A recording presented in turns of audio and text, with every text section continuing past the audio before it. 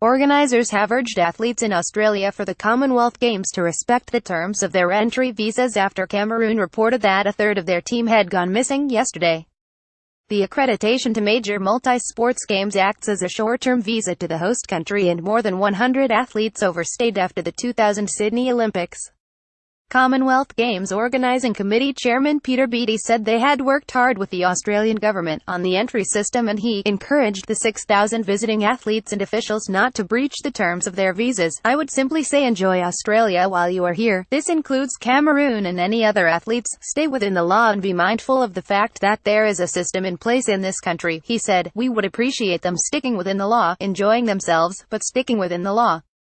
If they are thinking of doing anything other, I would encourage them not to do it." The Cameroon team reported to Queensland Police that 5 boxers and 3 weightlifters had gone missing from the athletes' village in 3 waves from Sunday to Wednesday. The Cameroon Commonwealth Games team is sad to announce that 8 of the 24 athletes they took to Gold Coast are missing from their respective rooms in the Games village, the team later said in a statement.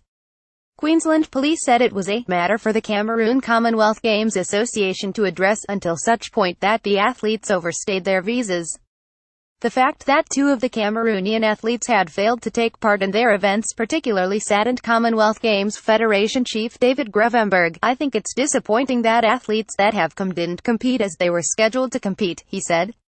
"But I think it's important to remember that these athletes are guests, and within their visas they have the right to travel freely, but this is obviously an issue that Team Cameroon is monitoring very closely. Illegal immigration is a highly contentious political issue in Australia, and Peter Dutton, the country's Home Affairs Minister, issued a warning to athletes in January that they would be deported if they overstayed. It happens at every Games and it's not a surprise." Beattie added, "There are mechanisms in place and they haven't breached their visas. If there is a breach, then Peter Dutton and his department will deal with it. I don't want to be too blasé about it, but there are mechanisms to deal with it, and it will be dealt with in the right way by that department. We are organizing a sporting event. If there are breaches of visas, they will deal with it." Cameroon's remaining 2 weightlifters, along with the country's basketball team, were already heading home, the team added. Additional reporting by Tom Westbrook in Sydney.